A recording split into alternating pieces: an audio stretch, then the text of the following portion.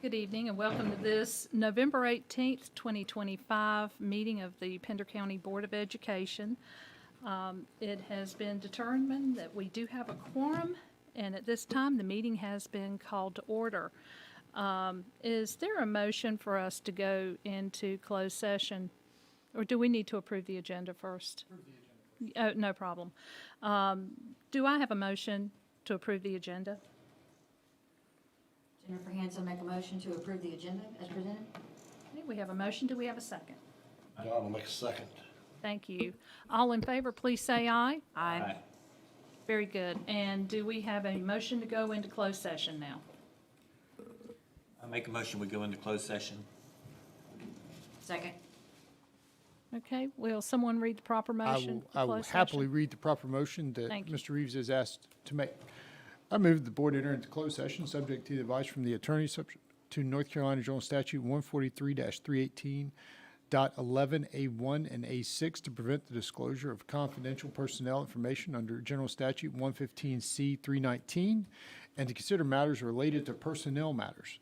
The board will also enter into closed session pursuant to North Carolina General Statute 143-318A3 to consult with the board's attorney in order to preserve the attorney-client privilege and to consider confidential student matters as provided in North Carolina General Statute 143-318A1 and the Family Educational Rights and Privacy Act, USC 123G, and North Carolina General Statute 115C402, and to consider or give instruction to the board's attorney concerning Burns Fisher versus the Pender County Board of Education. Thank you, Mr. McPherson. All in favor, please say aye. Aye. Aye. And we are now in closed session. Thank you very much.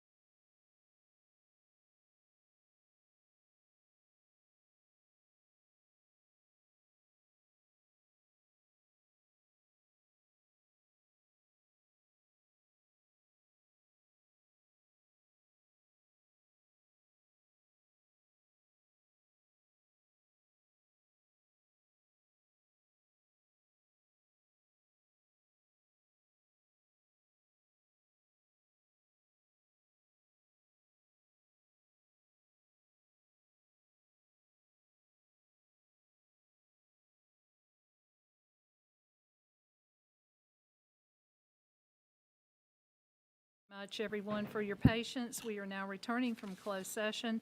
Do we have a motion to come out of closed session? Jennifer Hansen, I make a motion to come out of closed session. I will second. Thank you. We have a motion and a second. All in favor, please say aye. Aye. Thank you. We are now out of closed session. Do we have a motion to approve the HR report? I will make that motion. We have a motion. Do we have a second?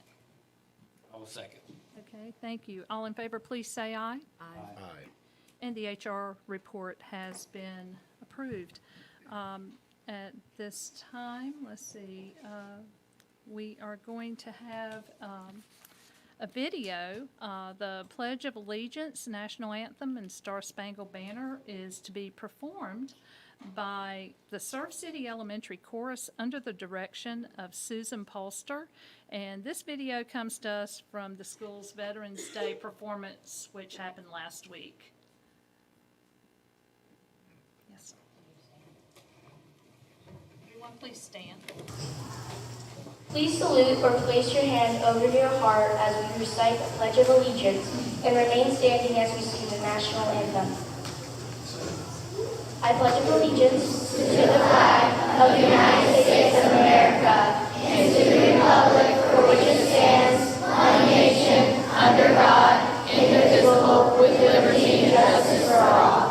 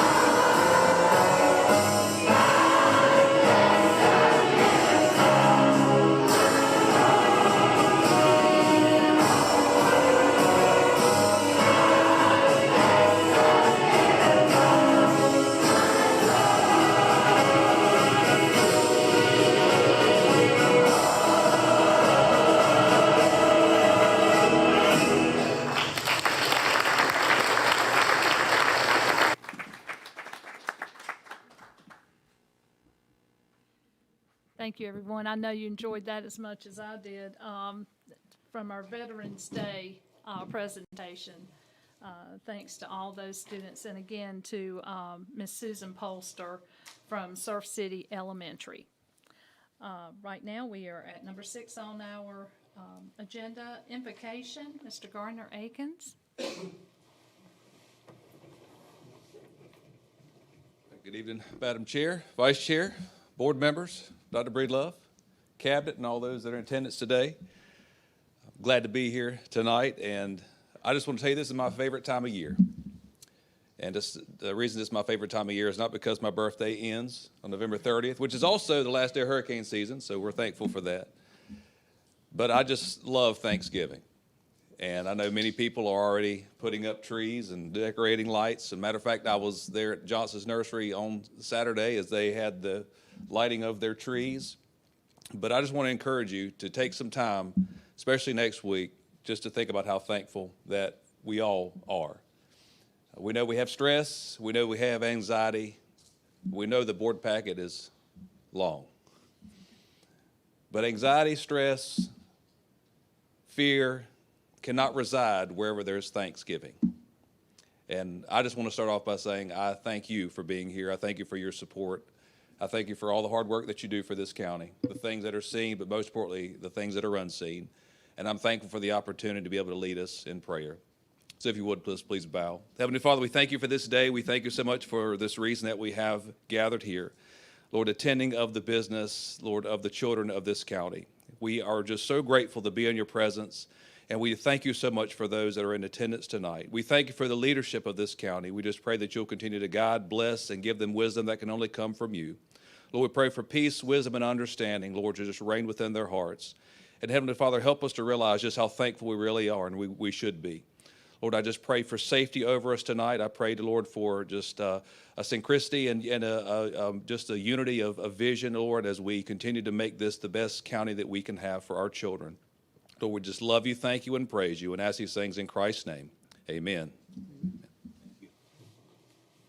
Thank you, Mr. Aiken. And actually, you are one of the things that we are most grateful for. Thank you again. Okay, at this time, we are at number 7, our recognitions. Mr. Finkbonner? Yes, ma'am. So there are just 2 separate recognitions tonight. So for the first one, I'll ask Lisa Godwin to come on up. Ms. Godwin is our beginning teacher support coach. She was also the 2017 North Carolina Teacher of the Year. Tonight she's recognizing a pair of teachers here. But Ms. Godwin also sits on the board for the North Carolina Center for the Advancement of Teaching, and that's where this kind of comes into play. So I'll turn this over. Thank you. Good evening, Chair Burns, school board members, Dr. Breedlove, Cabinet, and all the people that are joining us tonight for the meeting. As he said, I am very fortunate to be here, not just as a coach for Pender County Schools, but also as a Board of Directors member for the NCAT, North Carolina Center for Advancement of Teaching. I'm joined this evening by Richard Swartz, who is the president of the Development Foundation of NCAT Board of Directors, and we're thrilled to celebrate 2 very deserving Pender County school educators who received NCAT Honored Educator Scholarship Awards this year. I'm going to turn it over to Richard Swartz at this time to tell you a little bit about these scholarships, and then we'll do the recognitions. Thank you. It's nice to be among some old friends here tonight. I do want to mention the NCAT Honored Educator Scholarship Program pays tribute to outstanding individuals and educators by establishing scholarship funds in their name. And I was very happy to be working with this Board of Education when you saw it fit to establish 2 Honored Educator Scholarships, one for Dr. Catherine Herring and one for Kenneth Lanier, who were long-serving members of this board. Each year, North Carolina teachers have the opportunity to apply for one of these fully funded scholarships, and they're fully endowed once they reach the $25,000 level. And then they are awarded annually in perpetuity to individuals based on the scholarship criteria chosen by the Board of Education. The scholarship funds cover the cost of the teacher to attend an NCAP program of their choice, along with their mileage and teacher reimbursement, substitute teacher reimbursement, and they also get a $250 stipend for each recipient for use in their classroom. This is a program that we're very excited about that we have. We're trying to get at least one scholarship in every school system in North Carolina. You're very fortunate to have two, which is not to say that you couldn't have more if you wanted. But one other thing I do want to mention is, and I'd be remiss not to bring this up, we had a long-standing member of the board of directors of the NCAT Development Foundation, who was also at times on the board of trustees of NCAT, who began the Honored Educator Scholarship Program by creating one in the memory of his mother, Judge Willis P. Witchard. And Judge Witchard's the only North Carolinian to have served in both chambers of the North Carolina General Assembly and on the Court of Appeals and the Supreme Court of North Carolina. Very accomplished individual. He was the dean of the Campbell Law School, and he passed away in his sleep last night. So this is very touching for both Lisa and me and others who knew Judge Witchard and knew him well. So I'll turn it back over to you. So I would like to invite the two recipients up at this time, and their names are Melissa Merritt and Jessica Mills.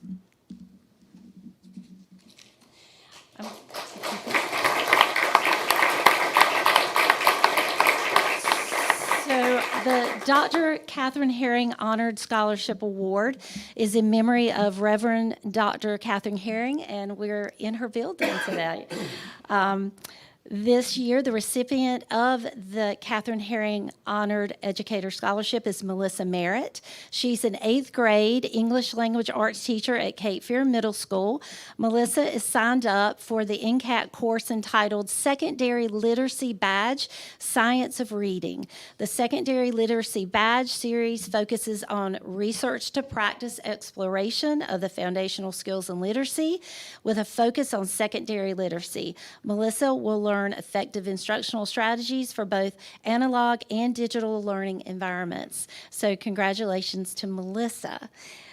The Kenneth I. Lanier Jr. Honored Educator Scholarship was created to honor the educational legacy of Mr. Lanier, who served on the Pender County Board of Education for 20 years. This year, the recipient of the Kenneth I. Lanier Jr. Honor Educator Scholarship is Jessica Alex Mills. She's a 6th grade teacher, English Language Arts at Cape Fear Middle School. She has already attended her session. She had the honor of going to Washington, D.C. in October for a course entitled Teaching the Holocaust, Resources and Reflections. The aim of the program is to gain the understanding of the precursors, events, and the consequences of the Holocaust, and to grapple with the problem of how best to convey this history and the meaning that it can have in the lives and civic practices of our students. To accomplish this goal, teachers explored the exhibits and other resources of the United States Holocaust Memorial Museum in Washington, D.C. So now I'm going to let Mr. Swartz do the honors in presenting their awards to them. Congratulations, ladies.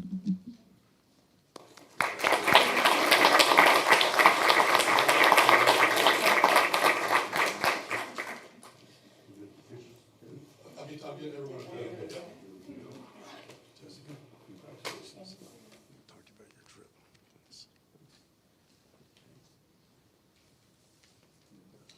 We also have some from the district as well honoring you. Sorry, mine aren't as fancy as that.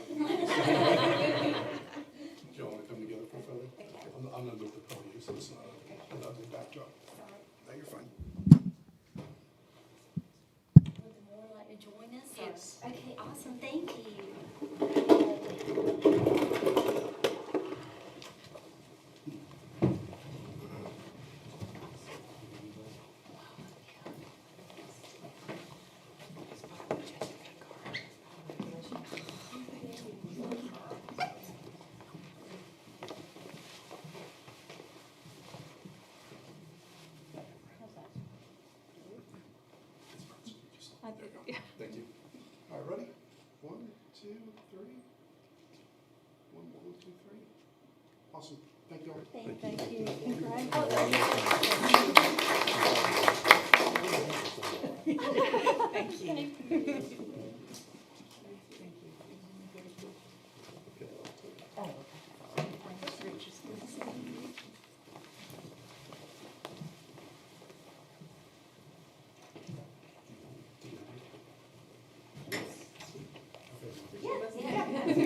I think your school's good.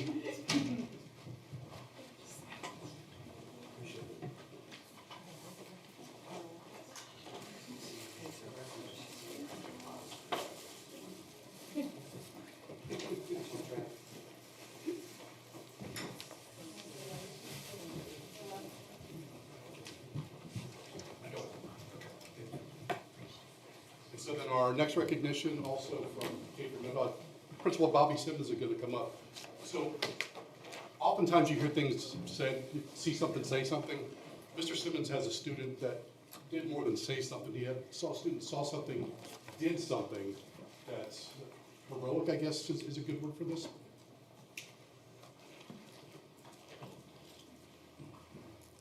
Madam Chairperson, Board, Dr. Breedlove, Captain, thank you for this time. Before we recognize, we got Amari Andrews here tonight. I just wanted to say a few words about him as he comes up to think about.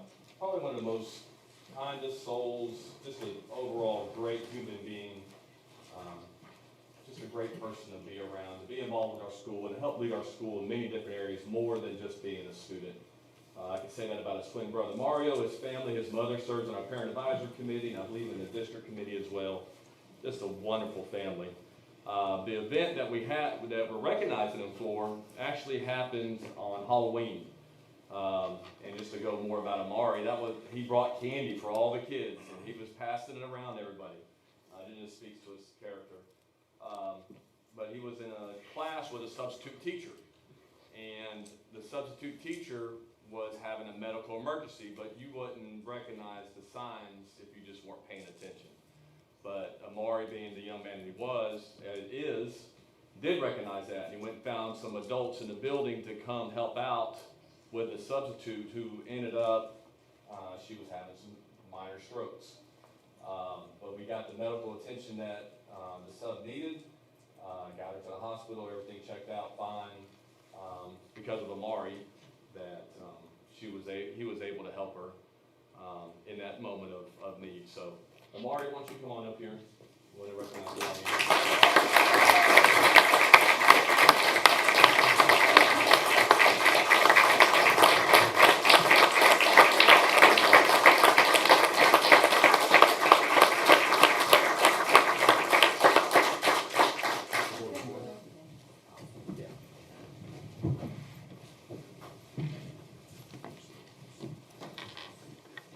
Mark's a little nervous. He said his mom didn't tell him until this morning that he was being recognized.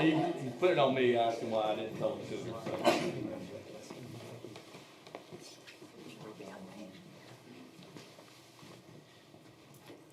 You make these as slow as I can, Amari, to keep you up here a little longer. Awesome. Thank you. Thank you. Good job. Good job.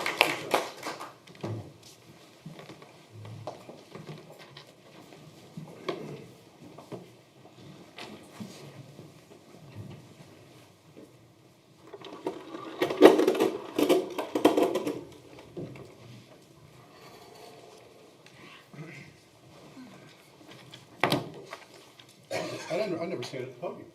That ends recognitions. Thank you, sir. At this time, we would be having public comment, but no one signed up for public comment this month. On to number 9, report from our superintendent, Dr. Breedlove. Thank you, Ms. Burns. Board members, good evening. As you know, from our Facebook pages and on our website, November is the Career Development Month. And I want to congratulate our CTE department, Mr. Bates, and his team, our teachers, and our career development coordinators. As part of this week's CTE festivities, we will be hosting our annual Fall into the Future 8th grade career fair on Friday. That's November the 21st, and it's at Heidi Trask High School, and all of our eighth graders from across the district will be there for that career fair. If you haven't seen it, please come out and see that. As a board, you would be very proud of all of our schools and how many of our community members show up with their businesses and work with our students. So it's really a great event, and I want to thank Heidi Trask High School for always hosting that for us. As we head into the holiday season, I also want to wish all of our families, our students, and our staff a happy Thanksgiving next week as we celebrate the holiday. Board members, in giving thanks, I also want to thank you all for the amount of time and effort and work that you put into your roles as board members to Pender County Schools. We are grateful for all that you do for us. And so I wish all of you all a happy Thanksgiving. As a reminder, next week's schedule, November 24th through the 28th, is we do have normal school days on Monday and Tuesday. Wednesday is a teacher work day, and then we celebrate Thanksgiving on Thursday and Friday next week.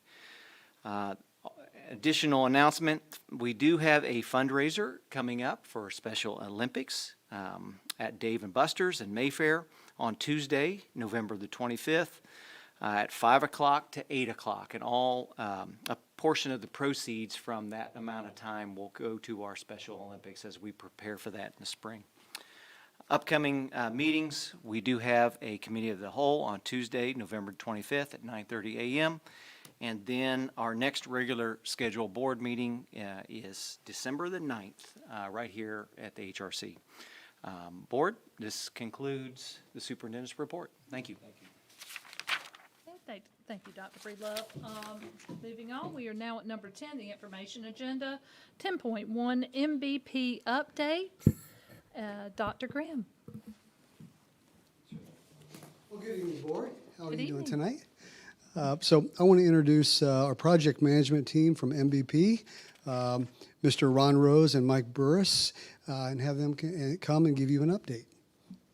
And you'll see up here they have their dashboard, and they'll be sharing information from that. Evening, Madam Chair, board members. We've now been on the Pender County project for a couple months now, and I'm glad to see y'all present at the site and touring and helping drive that project forward. As you've seen, they've made a lot of progress on the job site.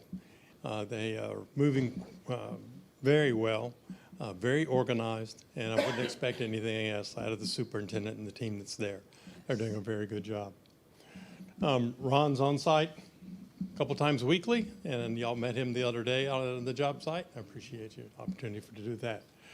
What we bring to you tonight is a dashboard that is available for you on your screen, and it's an interactive dashboard. It gathers the information from the Procore computer system that the contractor's using and consolidates it there, but it allows us to have you focus on certain things that as a board you need to be aware of and to keep track of in the back of your mind there. First of all, we have comments about the status of the job in the upper left-hand corner. You can see the comments that we have there, and the schedules are moving along very well. We have asked them to make some modifications to their schedule to make it align better with the progress that's actually happening on the job site. And they are doing that, and you'll see a better, more realistic tie-in, particularly towards the end of the job of that. But the schedule overall was in very good shape to start with. These are just minor comments that they had on the job. Okay. You can see on the right-hand side of the upper part is the milestone dates. They've reached the milestone date of the first one of the Area A roof dry-in. They've actually today, green boards on the sheathing is on the exterior, some of the studs that are out there. They've started putting up insulation prior to the brickwork starting, and the bricks will start this week. They'll do the last slab pour next Wednesday, okay, on the second floor. And then the other dates to follow, as you see. We also have a kind of an update of the RFIs, the requests for information that the contractor is asking of the architect, and the responses we get back from the architect then of things that are questionable in the drawings, or making sure they got it right before they do the construction. and then the open submittals that the architect needs to respond back with. And we have asked the architect to expedite some of those. You can see that some of them are starting to lag a little bit. Those had to do with some colors and color selections, some of your mascot selections and things like that you're addressing tonight, so that's good. Can I interrupt you for a minute? Yeah. That 41 days, when we did the overall, it was 57, and I went to the GC and we talked about it, the guy that's doing the submittal thing. In Procore, he submitted everything from the beginning of the job plus the closeout manuals. So that 41 days looks like the architect's not doing their job, but that's placeholders, and that's what's driven the 41 days. So there's nomenclature there. Yeah. Architect has 14 days to respond back to any submittal that gets submitted, or at least to ask for additional information from the contractor. And on his RFIs, he's got similar 14 days. Okay. On the next page, give you a financial overview of the project. Okay. As you can see, the little green and blue circle in the upper left is the current status of your pay applications and the progress on the job, about 33% complete on the total project budget. And you can see the current payment and the total amount approved to date on that. Right below that is a list of the pay applications from the beginning of the job.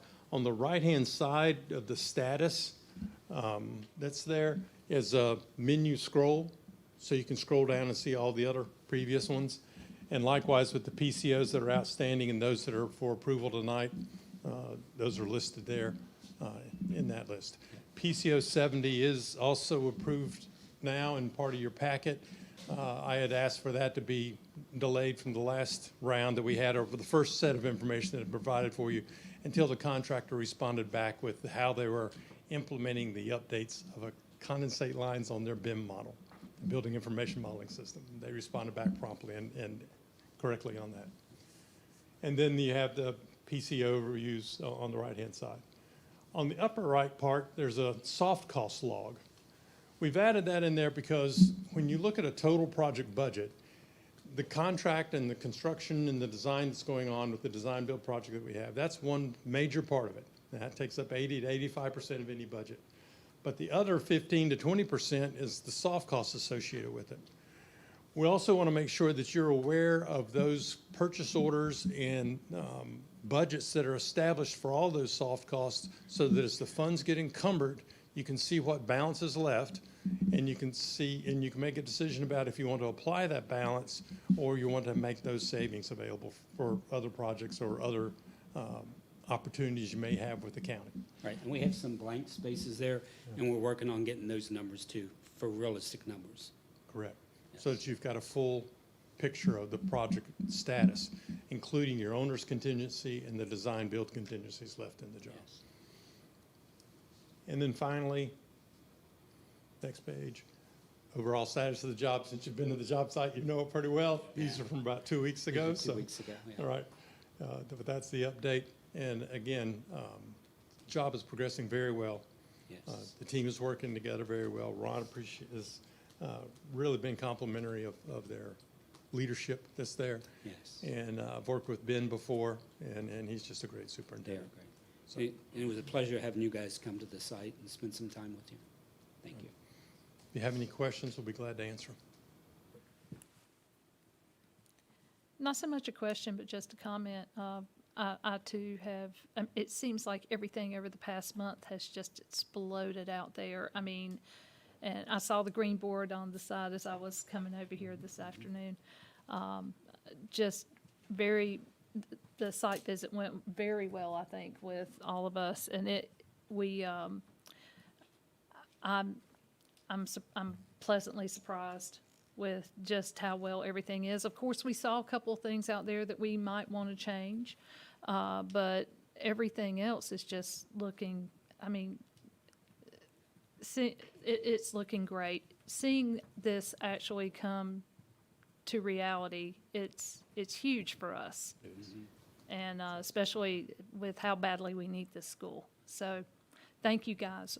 We appreciate the update. Your next item will show you just how that growth is going to continue too, Yes. and what's there. Yes, sir, I've seen it. Also want to compliment the team there for items that we have noted between the contract, we've done a total contract review of the project and their operations to make sure that their alignment's right. They're making corrections to the items that need to be tweaked because we found a couple of them that they needed to address. And then they've also, like the schedule and the other items. And then anything that we have had a question about, they've been very prompt in responding and getting it back correct. Yeah. So Ben's been very good on that part. And I sit there right with the folks that give us all the answers, and like he said, we have found some things, and immediately they get right on it and improve them. So, Thank you. thank you. Thank you, appreciate it. Okay, 10.2, the ITER, growth planning presentation. Good evening. The Institute for Transportation Research and Education has recently conducted a growth planning study and will provide a presentation of their findings. The findings will display the valuable information for our district, which provides guidance and understanding of the student population projected growth through the next 10 years and planning for future facility needs of our district. At this time, the Director of ITRI is Mr. Thomas Dudley.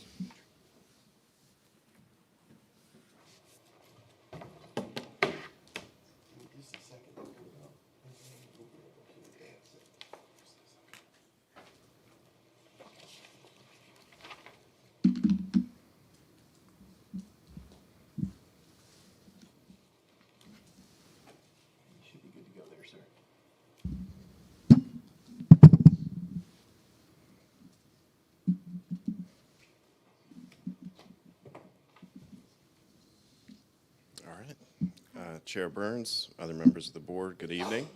My name is Thomas Dudley. I'm a school planner with ITRI, and it's a pleasure of mine to be able to present to you the results of the study that my organization has conducted on behalf of the school district. I'll begin with a brief introduction to my organization and then outline several factors that have informed the membership forecast, talking through the data and the assumptions that we're using. From there, I'll be presenting the results of the forecast itself, including the culminating school level forecast, which we call the added capacity table. At the end, we'll also have plenty of time for discussion as well as Q&A. Now, about ITRI, which is my parent organization. It's the Institute for Transportation Research and Education. It's part of NC State University, housed on NC State Centennial Campus, and is a university research extension that's been conducting research related to transportation in North Carolina for over 40 years. My smaller group, which I manage, is called ORED, and we're an unbiased third-party evaluation research group that helps depoliticize school planning in the state. If you'd like to learn more about us, we have links to our site there. As you can see, we've had the privilege of working with quite a few districts over the history of the program. As far as what services that typically includes, it's land use studies, geographic information systems analysis, largely working with developments and residential projects and modeling forward what impacts those will have on enrollment forecasts, school level enrollments, as well as optimization of several types, both for new school siting as well as attendance zone configurations and school site configurations as well. So with that, I'll move on to just three factors that I want to highlight that have contributed to your membership forecast. These are all critical inputs that we use as part of our work. So the first is what we call the development inventory. That's the GIS data layer of projects that are new homes, new apartment complexes, other residential projects that are going to drive the growth in this district over the next 10 plus years. So what we're looking at here is there's steady growth. We're talking about a total of 63 residential development projects that are currently pending. So that may be under construction, currently approved, anywhere in that pipeline. And that corresponds to over 12,000 additional dwelling units, many of those coming online just in the next 10 years. So long story short, on the development inventory component, expect continued growth.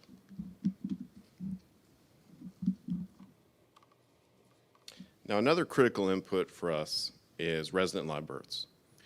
That's a measure of how many births there are within the district, of course. This data is from the State Center for Health Statistics, part of DHHS. This is the most recent data available. A large share of these kindergartners become, or a large share of these births become your kindergartners 5 years down the line. So any demographer is going to have a keen eye looking at resident live birth data. It's the best leading indicator we have. And so a couple % change in resident live births, you can even see that in kindergarten cohort sizes down the line. So when we see an increase like what we've seen since 2020 in this district all the way through 2024, that jump of almost 20% stands out. It jumps off the page. That is a tremendous increase in resident live births, and that'll start affecting your kindergarten cohort starting next year. The last factor I'm going to highlight specifically is your membership history, looking back at your ADMs over this time span. This gives us a sense, and here it's just being presented at the highest level, but it gives us a sense of the momentum that's occurring within the cohorts of the district. So we're talking about, of course, the total number of students at each of your schools, how many students you have in each of your grades, and by school by grade, as we go through and do our modeling work to model forward how those cohorts are going to move up and progress through the system over time. So growth overall over this time span and stability the last couple of years. Moving on to the forecast, the dotted line is where you are today. This is growth at all levels. We've broken it down by elementary. Well, if you're working your way down, it's elementary, high, and then middle are the three lines here. Dotted line is where you are today. Seeing growth at all levels, as I mentioned, and it's led by the elementary level, which is congruent with young families moving into the district, young families having kids either that are already elementary age or that will have elementary age kids in the near future. This is a tremendous amount of growth by any metric as far as working across the districts that we have in North Carolina. This is one of the highest growth rates that we've seen. We've also broken this down at a higher degree of detail. This is what we call the out-of-capacity table. It's a school-level forecast. And I'll just quickly talk through this from left to right. So we have the name of the school.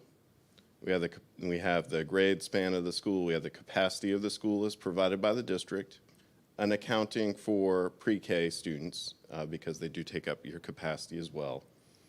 And then off to the right, we have the number of students that are there today. And then each of those additional colored columns going off to the right is the number of students that are forecasted to be at each of your schools over the next 10 years. Now, what we like about these tables is they're a quick visual way of being able to see where your facility needs are and where they will be in the future. That coloring in the background is simply based on utilization. So that's for each cell, it's the number of students in that divided by the capacity of that school. If you see red, that's the school that's overcrowded for that given year. Again, this is a lot of information to be presenting in one presentation, let alone just in one slide. This is my concluding slide, but I want to pause and make sure that I have the opportunity to answer any questions that you have, speak to this. There's a process that we go through that we've honed over time to be sure that we're accurately accounting for the factors that are going to influence your enrollment in the long term. And there's, I'll just say it, there's a tremendous amount of growth on this chart. Are there any questions for me at this point? Yes, sir. Could you state that how many incoming developments do we have coming to the county? Did you say 60 plus? 63, that's correct, that are documented at this point, correct, yes. Okay, and that is just up to this point. I mean, is there any, I'm sure there is an indication that we are going to have more, I mean, based on previous, I mean, do you take into account trends? I mean, that's just, or are you just dealing with the information that or solid information that you have, or are you kind of, I guess what I'm asking is, do you have a crystal ball? I mean, this is significant. We know we're one of the fastest growing counties in North Carolina. And this, I mean, obviously this growth study was, in a way I was anticipating it, and in another way I was dreading it. We've got a lot of work cut out for us. And anyway, I was do you think it could go over, I know this is a loaded question, but do you think it could go over what the numbers that you're anticipating? It could very easily go over, right? The numbers that you're seeing here, this is as best as we can do. Gotcha. So we're, as far as that sort of continuum of what you described there at the beginning, this is as solid as we can do. So Gotcha. there would be, I think, the potential to overestimate growth if you just say, carry the trends forward Right. without as much additional background information as what we have. But this is very much built on the developments that we know of today that are in the pipeline and moving those forward. There is additionally, as you're alluding to, the potential for new developments to start, entering the pipeline in the near future. That's Oh, also they true. will come, yes. Go ahead. How did you figure, like, anything about the birth rate or any of that we keep reading about has declined, but it could always come back? Decline at what level? In the county or, there's national. Well, it's a national thing. It yes, is, but absolutely. Do you have those numbers involved in your study, I guess I should say? So the key indicator for a district, for a geography this size is definitely that resident live birth data that I presented earlier. That's going to have the strongest connection to the size of the kindergarten cohorts you're going to see 5 years from now. And that's very strong. All right. Can you go back to that slide? Mhm.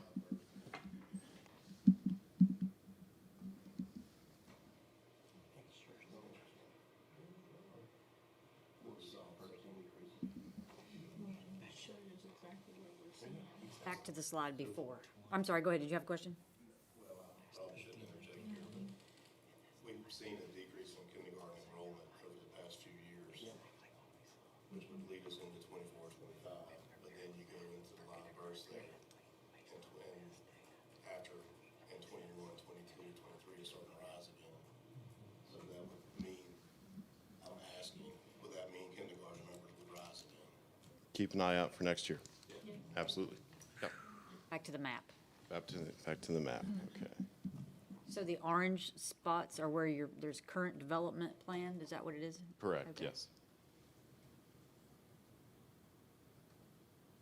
And all this information was gathered from County Planning Department, the Burgaw Planning Department, Surf City? All the relevant planning departments were contacted and coordinated with, absolutely. Yep. Okay, Board, are we in concurrence that this needs to go to the county commissioners? Yes. Mr. McPherson, do I need to have a motion for that, or can we, if we've got, If you want to communicate to the commission, I think a motion will be appropriate. okay, very good. We need to amend the agenda for that. No, because it's already an item. Mhm. Now, the action, I guess, technically could be moved to action, but also you can make it motion. Because I have something for action, and if we're going to do that too, this would be a good time to change it for.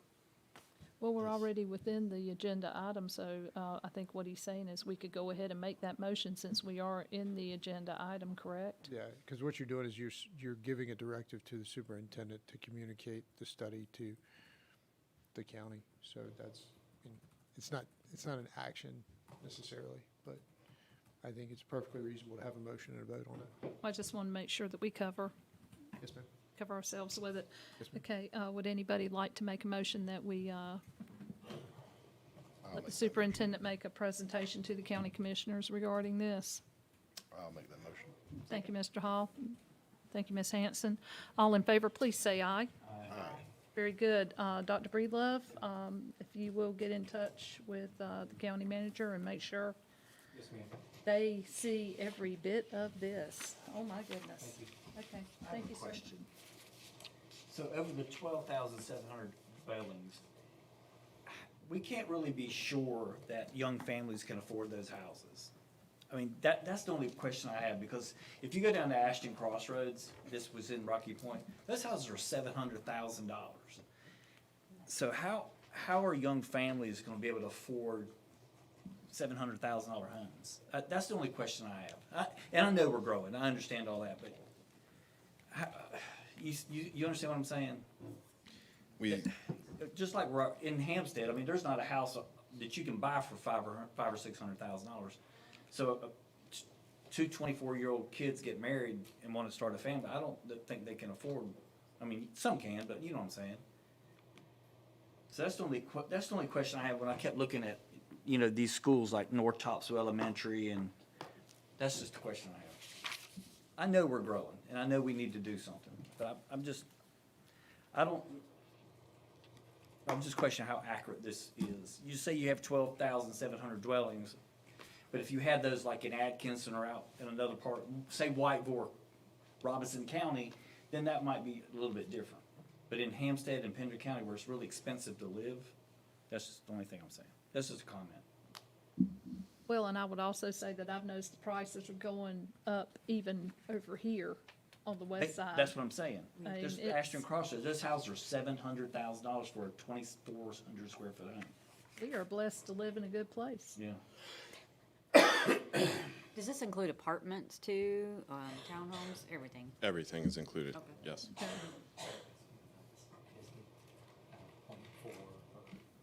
Right.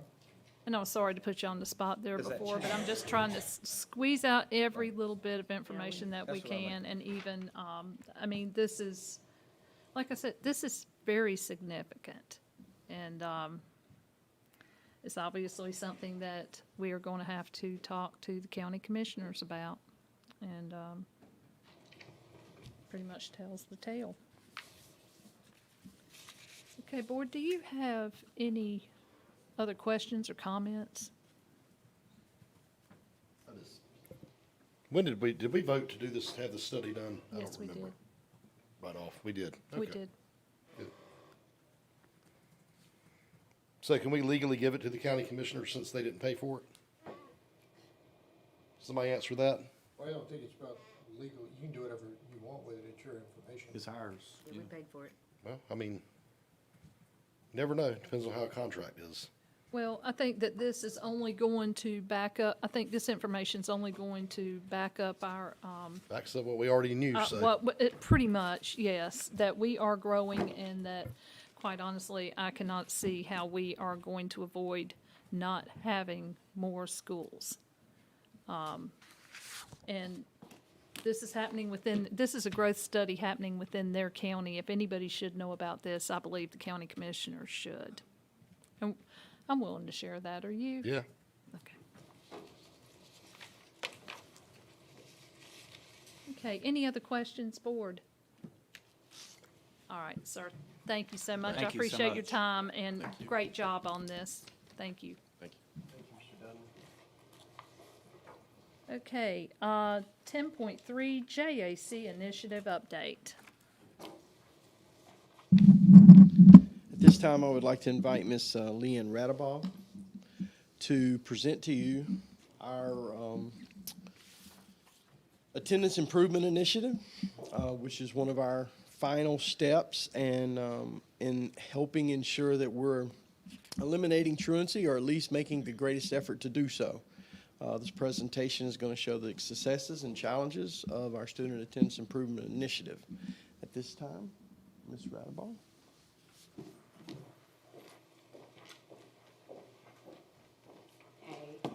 Hey, good Chairman evening. Burns and board and everybody else that's here, thanks for allowing me to come. I'm going to say I'm a little bit further away from my hot tea than I had hoped to be when I got up here, so I hope I don't have a coughing fit, but if I do, it's nothing contagious, I promise.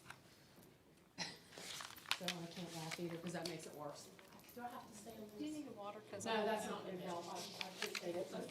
Thank you very much. So I want to talk to you guys about something that makes me very personally proud to work for Pender County Schools.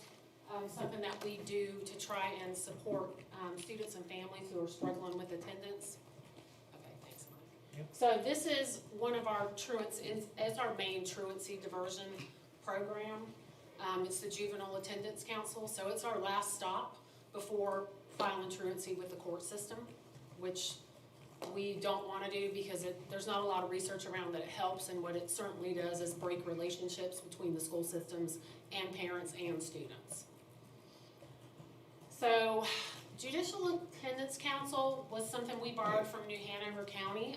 Kevin Taylor, when I first took this position, really wanted to bring it here. Sammy Dorsey, who is our lead social worker, is from New Hanover County, and he was also instrumental in bringing it to Pender County. We started it as a partnership with the District Attorney's Office and the Department of Social Services. So we're really 2.5 years in. This year is the year that I feel really good about all of our processes and procedures, and so I wanted to be able to share that with you all. So we have, the referral process is after that 10th unexcused absence, a family can be referred to Jack. After the school has done all of the things that they can do that are within our policy, made contact with parents, tried to get excuse notes, you know, kind of worked with them to let them know how important attendance is, which is that thing that we do for all families. Our school social workers actually make the referral in concert with school administration, and the social workers are the one that actually bring them to the meeting. So we have a pretty big team so that we can problem solve with families. So Sammy Dorsey is our lead social worker. He and Rebecca McSwain really organize and run point on everything. I show up on the days once a month to just try and assist them. We have Murphy Averett, who is an ADA for Pender County Schools. Ben David was really supportive of this. Jason Smith is also super supportive. Murphy comes to every single meeting, and if something comes up where he has court unexpectedly, he sends somebody else. So we're very thankful for that partnership. Sally Fields, who's the Pender County Coordinator for Communities and Schools, comes to every meeting. Cindy Avery, our lead nurse, comes in case there are some health-related issues that are barriers to attendance. Alexandra Boone from the Pender County Department of Social Services is there. And then social workers, counselors, or principals of referring schools, whoever wants to come. And we usually meet here and smash these two tables together and all sit around in a circle. So what happens in Jack? Jack is kind of like a hearing. So the families come in, we're all gathered around the table together, and we ask them to tell us what's going on. Like, what is it that is preventing your kid from getting to school? You know, what's your perspective? Because, you know, sometimes they have reasons they haven't shared with anybody before. And then we let the social workers and the principals speak about their side and what they see. And then we sit around and problem solve for about 45 minutes and figure out with the ADA present, with everybody at the table, what supports we can put in place to help these students get to school. And these are typically people who've historically had absence problems and who most of the time have multiple students in our schools.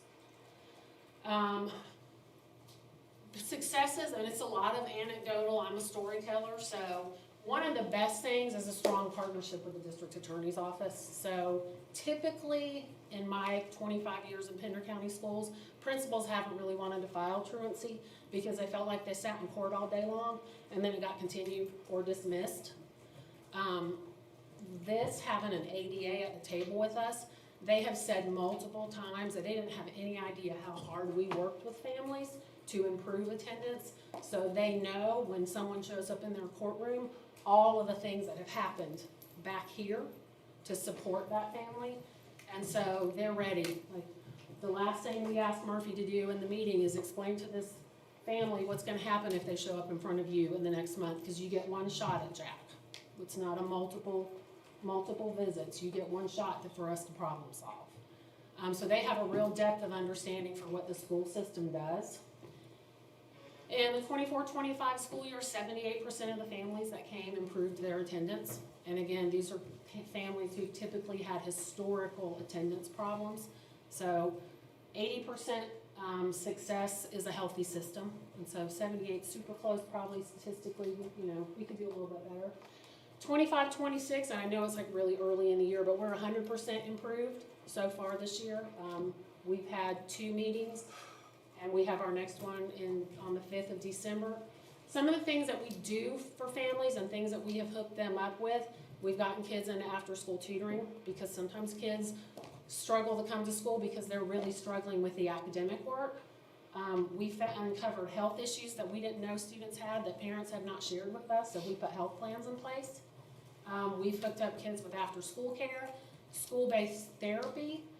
We've impressed upon the parents how important it is for them to immediately communicate with us when their student is gonna be out and the reason, and so we've had a real increase in communication with these families. And some of them, like, I'm not gonna lie, I mean, we've cried with them because they don't know what to do to get their kids to school. So we've actually done like some parenting advice on, you're the grown-up, these are the things that you can do to get them to school.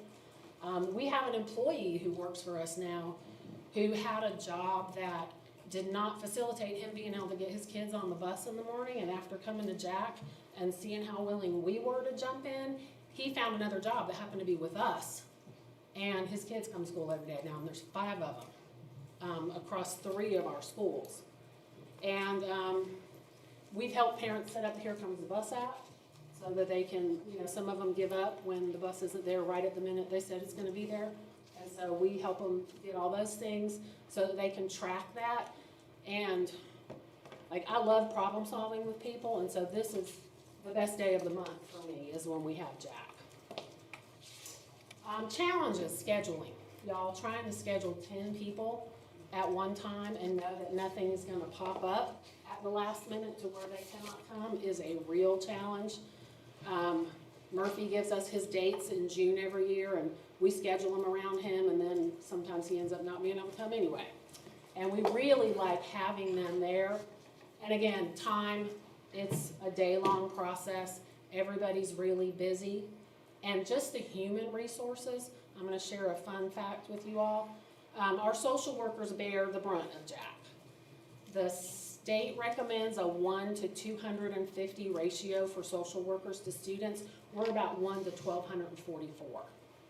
And so that is a big, that's a heavy lift for our people, our social workers. And they rise to the challenge and help us improve attendance every single day, because if kids aren't here, we can't teach them. And that's it. This is a short one. Do y'all have any questions? Anything I can answer? Y'all want to come one time? Might scare families and the board members there, but. Actually, yes. that's what one of my questions was going to be to you, Ms. Radaball. If there was any way that I could actually come over and see this in play. January meeting? Yes, please. Send me a day. On their best behavior. I want to come to Okay. one too, and Mr. Reeves said he did too, right? Okay, all right, I'll give y'all the schedule, and again, it's my favorite thing that I do all month, is really working with people to help solve problems, so it's been a good thing. I had a quick question. You said you had families that have multiple children Yes. that are all having absence issues? All having absence Okay. issues, and so we get one family, and sometimes we approve the attendance of 3 schools. So, yeah. All right, thank Well, y'all. no, this is just, Get you a schedule. this is just so indicative of the way that this district goes far and beyond to make sure that our students are getting everything that they need. And also, not just the students, but also the support system behind the student, the family. And real proud of what you guys are doing. Generational Thank you. change we're making, generational change. Yes, Thank you. Love it. Thank y'all. proud of this. Thank you. Okay, 10.4, 3000 series policy review. Good afternoon, Madam Chair and board members. You know, when I was reviewing the board packet before I sent it to you guys, I was a little bit nervous about putting this much onto a board packet, but then I realized that Dr. Grimm took like 500 pages on his report, so I don't feel so bad now. But I wanted to put these out there for your information at this point. I won't read through all the policies. They're more for information now. We'll have first read and second read a little bit later on in the process. I did break them down into minor changes in 3000 series. There's a set of local policies that are unique to Pender County Schools. And then there are a set of couple of new policies that are also in there. The bulk of the information is in 10.4.D. And those are substantive changes recommended by the School Board Association for our policies. Our plan is to begin working through 10.4.D as we present those to principal, then present those to the team, try to get some annotated comments on the side for you guys to review. Obviously, Mr. McPherson and his team will review all policies as well before they come before you for final approval. So I just wanted to get this information to you and to our public so that they can understand the direction. They're all redlined. There's a lot to read, a lot to digest. So I just wanted to get it in front of you for information. Happy to take any questions that you have right now about those. And Specifically. Mr. Taylor, how long do we think that this will be working on the 3000 series? This will be a 2.5-year project to get through our policies. So this is not something that we're going to do overnight.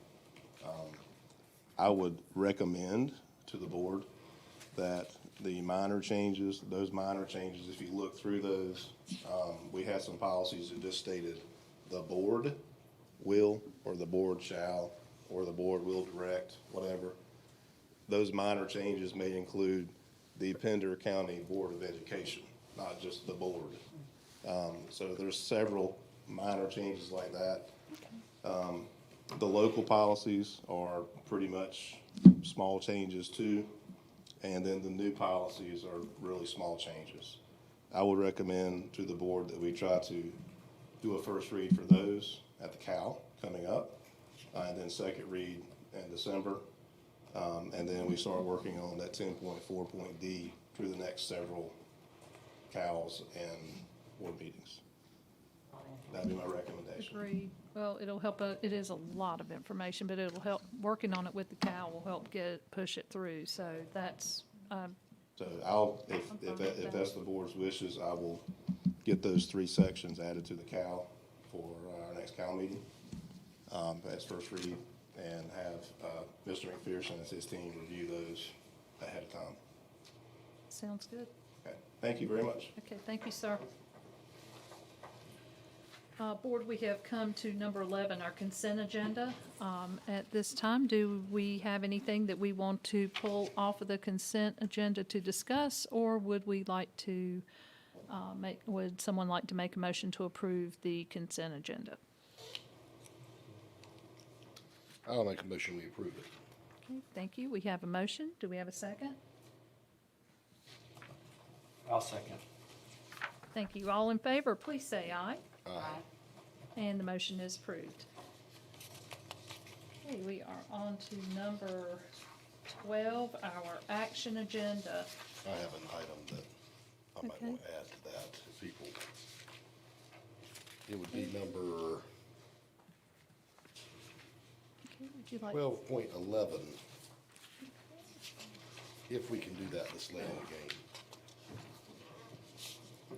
Considering we just did a vote without this, I don't see how we can't. Yeah, you certainly can. You need a motion to add the item and And then. I would make a motion that we add our substitute teaching contractor, ESS, to our action agenda for item 12.11.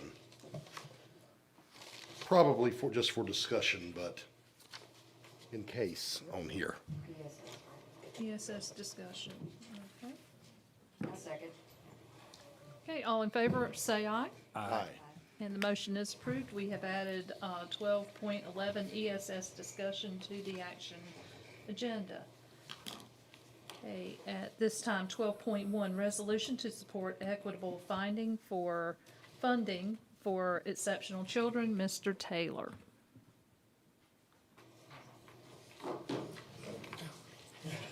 Yes, ma'am, that would be me. We just passed consent. Yeah, we're good.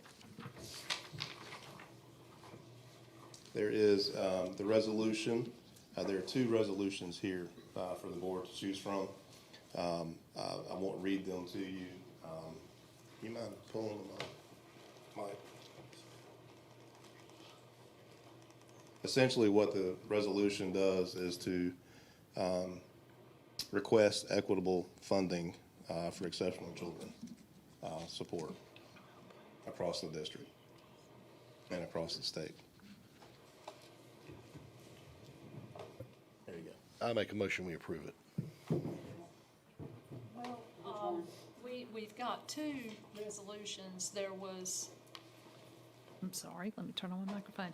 We have two resolutions, if I'm not mistaken, Mr. Taylor, and one resolution has a little bit more information as far as our finances in EC, and another one is more of a base resolution that doesn't give as much financial information. Either one is a really good resolution, in my opinion. I'm the one who put this up. I think it's time that funding for our exceptional children's department is, well, it's just not where it needs to be. And I received a copy of this resolution from a fellow conservative board member in another county. Actually, this resolution has been going around, and we've all been sharing it. There's a group of us who have I'll be honest, there's a group of us that have a text string, and we discuss things like this. And this is an area where we're all feeling pain, and especially these are our most needy students. And in my opinion, either one of these resolutions we go with is a winner. It's just how much information you want to share with the public officials that we are going to send this to. It would be just my opinion. I would probably go with the second one that has more information in it, to let them know exactly how basically how much in need we are of more EC funding for our special needs kids. And because I think that the more information you can give, the better off you are. And Ms. Burns, but the first one has the most about the money in it, right? Well, let me see. Let me go back. That's why I was Is the thinking- first one has the more, I was thinking number one. but I'm sorry, you are correct. It is number one. I got them mixed up. I'm sorry. That's why I'm gonna call it number one, or it's the first one listed. Let's go with the one with more information, which would be number one. Then I'll restate my motion for, didn't realize they were two separate when I was thinking, so. I will remake that motion that we go with number one. Second. Okay, we have a motion and a second. All in favor, please say aye. Aye. Aye. Motion is passed, and I thank you, board. Thank you. Okay, our next agenda item is 12.2, Policy 4370, Proposed Amendment, second read.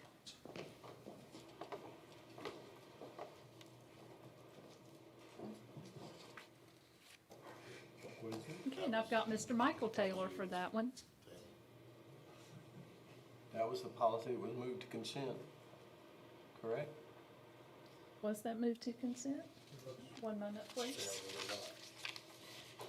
4370, was that moved to consent? Okay, that policy, I'm sorry, there's been a glitch in our agenda. I'm so sorry, everybody. We are going to go to 12.3, Executive Summary Change Orders. Dr. Joel Grimm. Yes, good evening, and as usual, we have change orders, and so just asking the board to approve the change orders has been presented. Thank you, Dr. Grimm. Board, do you have any questions, or have you had a chance to look over these change orders? No questions. Okay. How long of a list is it? Could you easily summarize it so the public can hear it, what they are? There's 6 of them, so that's how many there are. And I'm sorry it cut off. I can have our MVP members come up and probably give you a better explanation. What's the reason for motorized shades in a cafeteria for taxpayers to pay for? What, sir? It's the convenience of the reach for them. Because the windows are real tall. They're way up high, right. And so instead of having a wand or a stick to be able to manipulate and to hang down, that there's a switch on the wall. What are the others? Can you tell while you're here? Do you know them right off? Or in The public sports- doesn't always have this as easily as we do. Okay. The first one is PCO 69. That's for sports field parking and grading. Modifications to that. 72 is adding the motorized power for the shades. 74 is adding power for the dividing partition, like motorized dividing partition between the classrooms in order to push a button in it, or if they didn't have the power circuit going to it. They had it specified, but didn't have the electrical switch going to that item. This is the one in the cafeteria / gym, right? Yeah, the Where big you one. have it? Okay. Some of our current schools have got similar. And some can be It's typical manual, for and a some, K-8. the Yeah, smaller no. ones are easier to do manually, the bigger ones are hard to do, and sometimes you may rack them or break them if you try to pull the big panels without it being motorized. Hey, Dr. Oates, you came from a school that had that. Was your cafeteria divider manual or automatic? Do you remember? It was manual. Okay. So a lot of times I couldn't do it, the custodians had to do it. Okay. Thanks. I know that you and I have talked about going out to the K-8 someday this week. When you can see the size of scope, I mean, the windows that we're talking about for the shades. Do you remember what, they are, those windows are huge. Do you remember the dimensions by any, I mean, They're over 16 feet. they are huge. And also the cafeteria that we're talking about, I mean, this is one of the largest schools. This is one of the largest K-8s. It's just money is money is money, so. It is. It is. That's why we'll bring it to your attention each All right, well, time. thank you for explaining those things. And then have convincing. 75 is tube steel at the corner there that the design had. 77 is condensate piping. I mentioned earlier, they needed to show the condensate piping on the BIM model or how to address that. And then PCO 78 was controls for the mechanical system. Again, some additional requests for controls with your maintenance operations. All right. Thank you.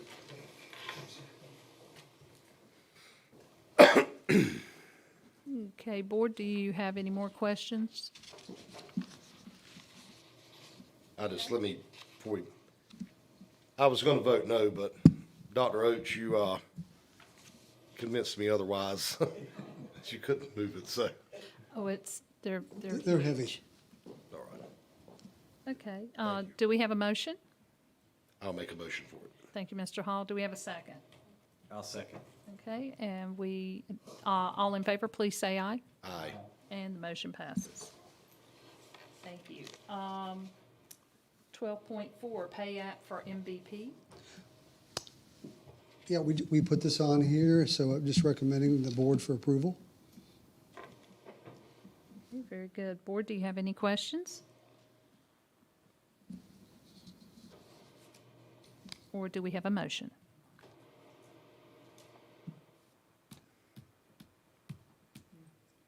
I'll make a motion for that as well. Thank you, Mr. Hall. Do we have a second? Second. Thank you, Ms. Hanson. All in favor, please say aye. Aye. Thank you very much. The pay app for MVP passes. 12.5, J.H. Lee, K-8, pay number 16. I have no comments, just recommend to the board for approval. Okay. Board, do we have a motion? Make a motion to approve? Thank you, Ms. Hanson. Do we have a second? I'll second. Thank you, Mr. Reeves. All in favor, please say aye. Aye. And the motion passes. 12.6, it's about to get interesting. Mascot decision for J.H. Lee Elementary and Middle School. Dr. Grimm. Yes, I know you're aware of this, and so we sent, and I know Dr. Breedlove sent you all a letter, so we went to the three schools that primarily may be impacted by the opening of the new school, and we got student input from those schools, and then we sent this out to the public for a couple of weeks. And so these are the top three for the elementary and the top three for the middle school for recommendations for mascots. And so I was bringing this to the board tonight for approval. to select a mascot.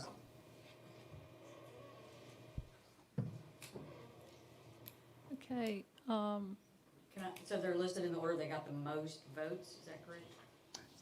Yes.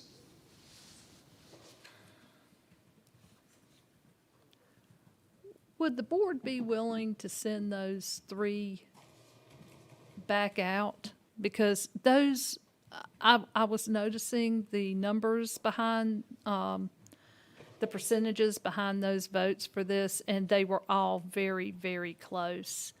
And I was wondering if the board would be amenable to sending out one more survey just to find out, because like I said, all of those, I think it was between 12 and 15%, yeah, and I really would like to give everybody one more shot at this now that we have a top 3. I'd Just like to. between those ones, yeah. That's what I I would. agree. Okay. Were they just allowed to submit any names, but these were the ones that got the most? There was a whole bunch of them. There was a list of names that were put on the, survey. The list came from, students. Correct. If I'm not mistaken. And these are the top 3 for elementary and middle that we received from the parents who filled out the surveys. But I would like to give this one more round, if someone would be willing to make a motion for that, if you guys agree. Yeah, I'll make a motion, we send it back out, just with these names. Second. Okay, all in favor, please say aye. Aye. Thank you. We will be sending it back out. Thank you, sir. Thank you. Ms. Work Burns? with Bob Yes, on sir. that. How long do we have before we can get this survey back? Well, we can work out some details right now. How long would you suggest, Dr. Green? A couple weeks. So this is holding up, I'll be honest with you, this is holding up us finishing the colors in a couple of places in the school, like the entryway and the gym. So just letting you know that. So we're looking forward to getting that done. So We can do it in 2 weeks. Okay. well, I mean, we can, if it requires a vote, we could do a phone call meeting or something to say something, couldn't we? Agreed. Can we do it at the committee of the whole? The committee of the whole is, Our meeting schedule's kind of off. that's true. Does everybody feel like maybe a week, would this be doable in a week? Fine with me. Give everybody a week to make their choices? Would that Needs to be go out enough like time? tomorrow, though. I mean, I don't wanna rush, but if we're I don't want to be the reason that we're holding things up. Sure, we can do a week. Do a week. Okay, let's have results for that by the Cal meeting. See, always remember though, when we start talking about something up here, if you have information like that, tell us. Don't worry, we ain't gonna bite. Just tell us if it's holding you up. We need to know. Okay. And I appreciate you letting us know that. Sure. Okay, thank you. Just tell us before we vote though, because I mean, we might have done something different. See. Okay, very good. We'll We don't address wanna it be again holding at the y'all Cal. up. All right, thank you. Okay, 12.7, HVAC replacement for Cape Fear Elementary and Middle School. Sure, and this gives me an opportunity to just introduce Mr. Kaiser. He's our HVAC director and doing an outstanding job keeping our schools running and nice and cool and warm during the winter months. So he's working this project. So he helped put in the summary points, but we definitely need to do the replacement of the boilers at Cape Fear Elementary and middle school. They're the original boilers for when the school was built in 2001. So they're worn out. So anyways. What do they burn? I'm going to ask Mr. Kaiser. He asked, what did they burn? They are on, oil. Really? That's expensive. Is there not natural gas at that Natural school? gas, that's what I'll say. Yeah, but some of these schools still have snow running off, we have 13. So is your new boiler gonna burn natural gas? Yes. Oh. All right, I make a motion, we approve it. Yep, done. Do we have a second? Yes, done, yes. Thank you. Will you second? Yes, I second, I'm sorry. Thank you, sir. I was excited when he said natural gas. All in favor, please say aye. Aye. Thank Thank you. you. I was a heat and air contractor for about 20 years, so yeah, I'm excited because oil was so expensive. Very Great. good. Motion is approved. So to be clear, these will be converted to natural gas. Yes, sir. All right. Okay. With that, I'm going to invite Mr. Macon to come up and talk about the next 3 items on the agenda related to technology. Okay, 12.8, E-rate fiscal year 26, 1 contract. Thank you very much, and good evening, Board. Good evening. This item before y'all is the request to get a new contract approved for our fiber network. That is a network that interconnects all of our schools and people love digging up. That provides basically the internet connectivity and all communications connectivity between our schools. If y'all have any questions particularly about that, I did give y'all a little one-page narrative, tried to be brief. But I'm open to answer any questions you may have. That $279,667.92 for year 1, fully reimbursed by E-rate. Can you tell me what E-rate is? Absolutely. So the E-rate program, I like the grin, Brandon. The E-rate program is essentially it's a program run by the FCC that is designed to ensure schools have the funding needed to provide network connectivity to all of their school buildings. So this is what's considered a Category 1 purchase, which is an interconnecting of buildings, not y'all approved some items for me last year, which is the connections within the building itself. So these funds for these fiber networks we are what's considered an 80% district. So the federal government is going to cover 80% of the cost. And because North Carolina is awesome in this regard, they're going to swoop in and reimburse us the additional 20%. That is pretty unique across the nation. But North Carolina has really committed to ensuring that we take advantage of these programs in the fullest extent. And ultimately, once the dust settles, these programs are done at zero cost to the district. Can't get any better than Can't that. get any better than that. Okay, Board, do you have any more questions about this? Do we have a motion? I make a motion to approve. Thank you, Ms. Hanson. Do we have a second? I'll second. Very good. Thank you, Mr. Reeves. All in favor, please say aye. Aye. Thank you. And the motion is approved. Okay, 12.9, fiscal year 26 interactive display purchase. So yeah, this next item is for the mobile interactive panels that you guys see all throughout our schools. This is a CIP item. And again, we ran this RFP a couple weeks back and have evaluated our bids, and we're bringing, I believe, CWG forward as our winner of this evaluation. I love doing all these RFPs and getting all the bids in. They were our winner last year, and they've just been a great provider of these devices. So I believe this will probably be the last year I'll be ordering at this volume. I project next year to have a reduced volume, as we will be very close to accomplishing our goal of getting one in every classroom. So next year is going to be what I'll refer to as kind of patching in the mortar on the brick here. So we'll be identifying the remaining areas of need and probably swooping in and replacing maybe some of those first technology. But my commitment was I wanted to see 10 years out of these panels. And these funds come from? This is capital. This is a capital purchase. This is part of our CIP. Which originates from county. We've got Correct. paid for this. For a total of 255,915, right? You'll see a with tax number at the bottom there. 73. Yeah. And that's apologies. When we evaluated the bid, we evaluated pre-tax, so I showed y'all the after-tax value there. But what are we doing now without them? So right now, the classrooms that don't have those are using overhead projectors similar to this, and they shoot onto their whiteboard.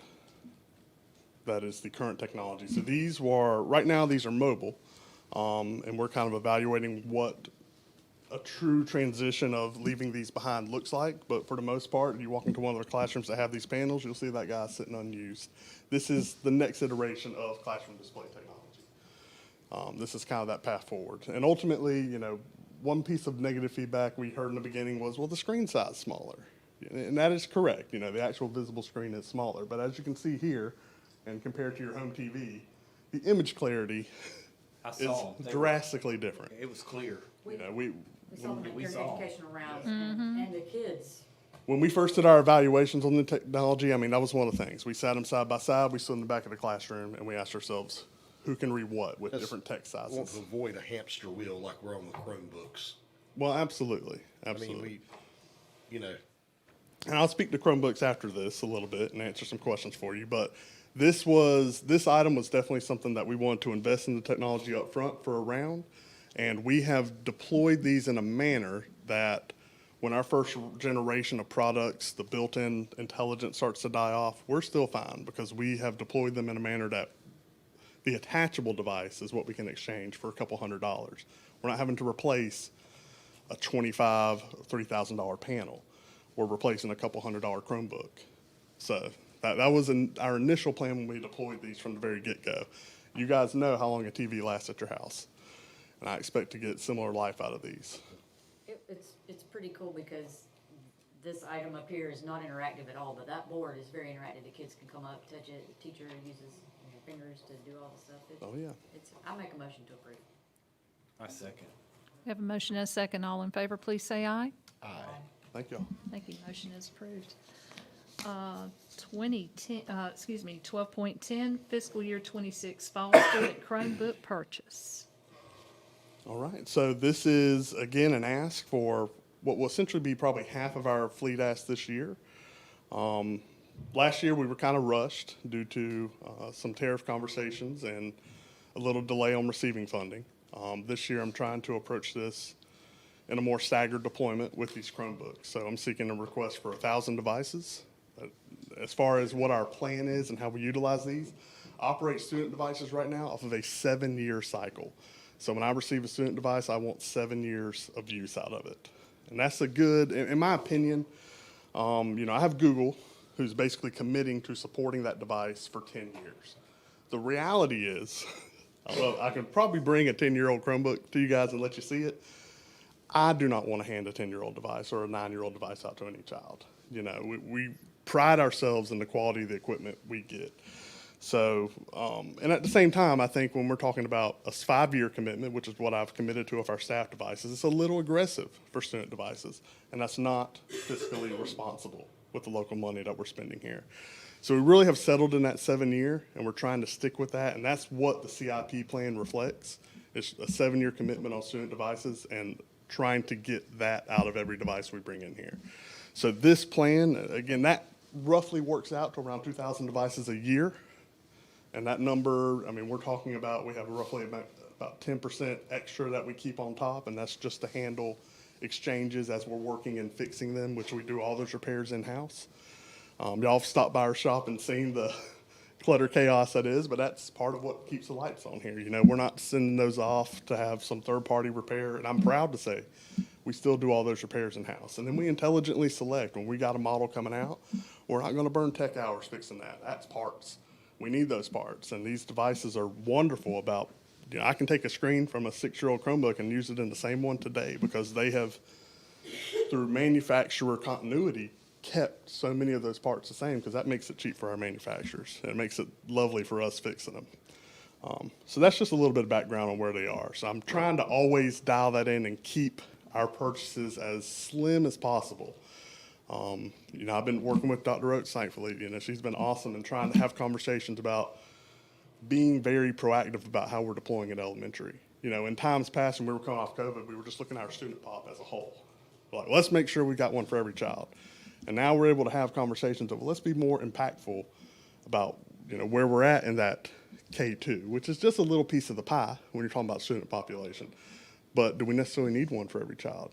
She's been very good about hosting those conversations, being open to working on solutions at that elementary level, which again reduces my need every year.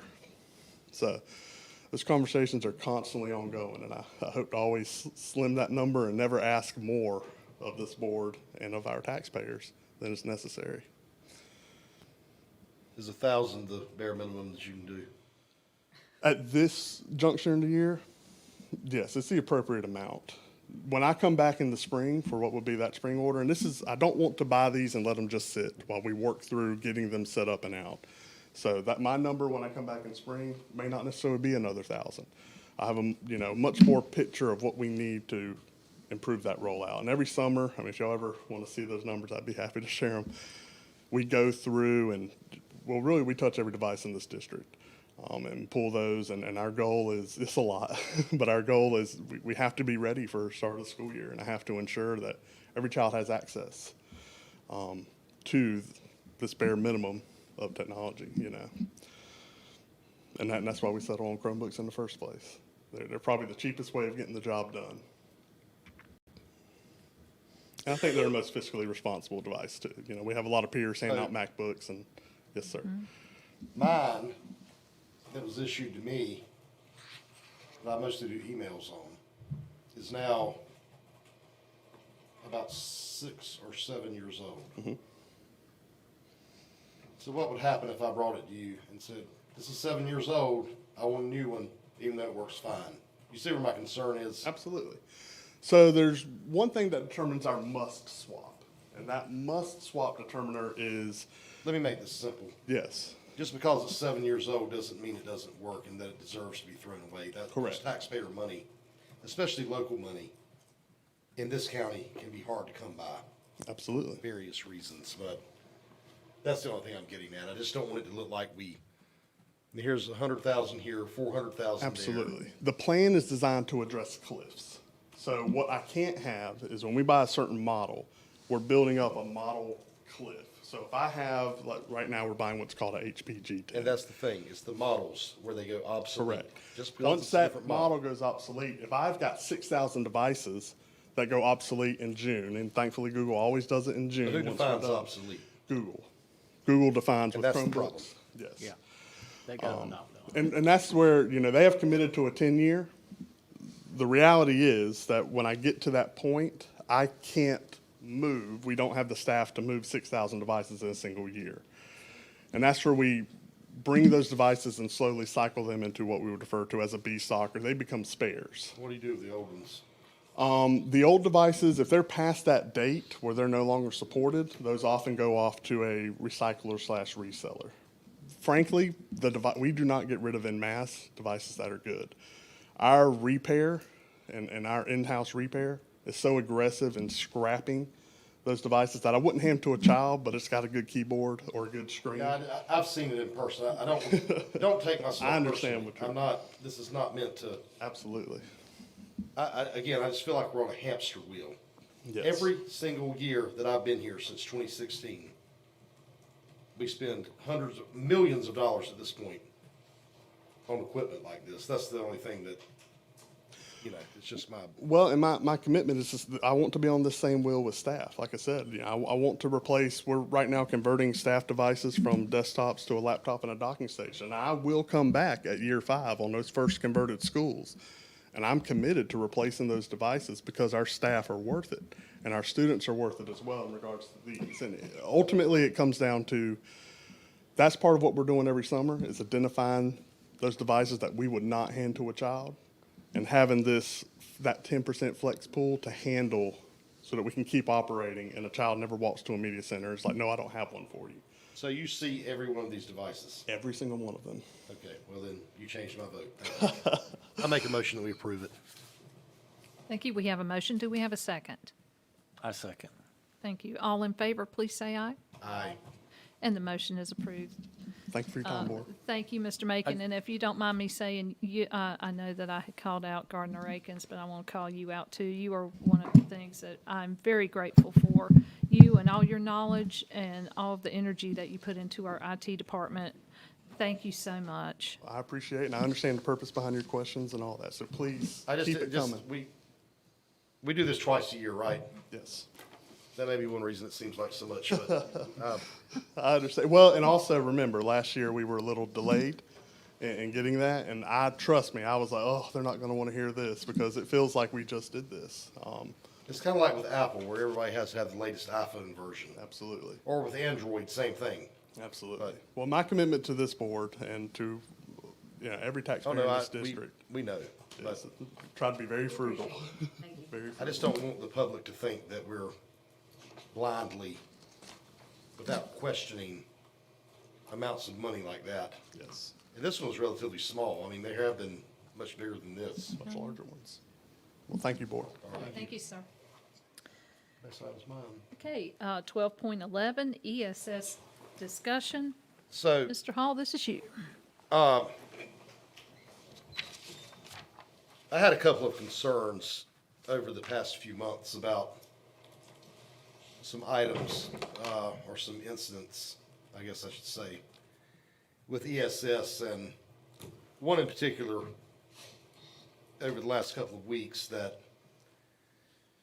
I needed their leadership in our area to contact me, and I think Ms. Hanson has had the same experience. And unless I'm missing something, I have not been contacted. Our staff may have been contacted. But to ESS, I will say, when, as a school board, you work for us. And when we have a concern, it needs to be addressed. And if any of us contact you, you need to find a way to get up with us. Because if you don't, I will see to it that your contract is ended. We could do it right now if we wanted to. So, I can't say what the issue is because it is a personnel matter, but I'm gonna just tell you in public, do better.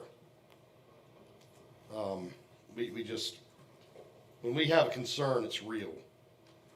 And honestly, we hired you so that our county staff didn't have to deal with some of these things.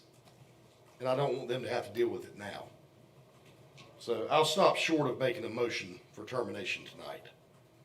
But if our concerns are not resolved, you can expect one in December. And that's all I have. Thank you.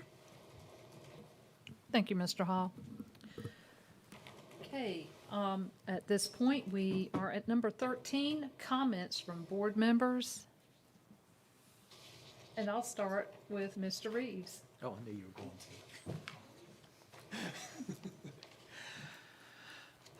First off, Ms. Hanson and I went out to CF Pope to a instructional day, and that was just fantastic. With the 5 different classrooms, saw the good work all the teachers were doing and the students. I enjoyed that a lot, and any principals out there who are watching this, I'll be more than happy to come to any instructional days. That's one of my favorite things to do here. Just to see the teachers interacting with the students eager to learn. It was a great, and Mrs. Moore is doing a great job at CF Pope. What a great principal we have there. Also went out to Pender. Mr. Harris has led an instructional day. It was the same thing. It was just like a mirror of CF Pope. Just great enthusiasm by the teachers, and also for the IAs. Every IA in the classroom was, participating with the students and interacting, answered all our questions, and it was just a great experience. Went in the cafeteria, of course, Airmark back there. Sampled the food. Which one was that? That was Pender. Generally, we had grilled cheese. Yeah, it was great. Grilled cheese, that was fantastic. So, and I appreciate all y'all coming to our meetings. Met the beginning teacher coaches. Just what a great job they do. If you're a beginning teacher, you're very well supported. I think that's year 1, 2, and 3. You are very well supported with, the staff and the beginning teacher coaches. I mean, you could see how they just were passionate about their jobs, not just throwing a first-year teacher out there. That was just a great experience. Just want to give a shout out. I met a young lady the other day, Miss Chloe Moore, who goes to Pender High School. She said she is friends with Miss Hanson's daughter, or her sister's friends with Miss Hanson's daughter. Yes. What a smart young lady. She's got a bright future in front of her. And just I appreciate the way she came up to me and just introduced herself. And so, Chloe Moore, you're a fantastic young lady. And that's all I have. Thank you, Mr. Reeves. Mr. Hall? I'm done. Thank you. Okay. And now, Ms. Hanson. We did have a great time on educational rounds and had a great grilled cheese made by Airmark folks. And what a great cafeteria staff at Penderley. They're so sweet. And we did, something that we haven't done at other schools that we got to see was a co-teaching with the the coach, the beginning teacher, it was her first year in that English class. She had it, and that was really interesting to watch, because they kind of played off each other, which was nice. Enjoyed celebrating the safety record at our new school facility last week, and having lunch with those folks, celebrating them, and want to give a shout out to Pender High School football team. They play this Friday night against Northeastern High School from Elizabeth City in round 3 of the playoffs. They won 60-0 last Friday night, so congratulations to them. And if they're listening at all, I will be the one bringing the Chick-fil-A Friday, because Pastor Ben is out of town. So, I think that's it. It's been a great one. Can I say one more thing? Yes, sir. And I would like to wish Miss Burns a happy birthday today. She turns 39.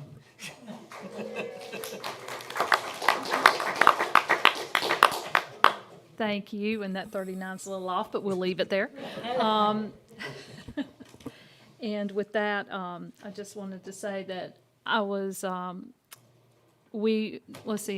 Hanson, Mr. Reeves, and myself were out at the new K-8 this past Friday. Oh, and Dr. Grimm, and I will tell you, it is amazing to me just how this thing just, like I said before, the past month, this thing has just shot right up, and they are making very significant progress on it. But not only that, we were invited to a celebration out there, and we got to be the first to partake of an event in their new gym, and that meant a lot to me. Our contractor, Bordeaux Construction, and all of their subs that are out there have hit, Dr. Grimm, weren't they close to 170,000? Yeah, the celebration was scheduled at 150, but they did Yes. 170 right before we came out. Yes, sir. And 170,000 man-hours of safe work. I mean, as I said at the luncheon, you cannot, that is just indicative of how well everyone is working together out there. And I think that whenever you have that kind of teamwork going on, we're going to have a quality product to show for it. Everything I saw out there, I'll be honest, it was a little overwhelming. The huge, like we were talking earlier, the huge windows in the cafeteria, the art room. Oh my goodness. And it was a little emotional for me, considering that I have been on this K-8 from the ground up.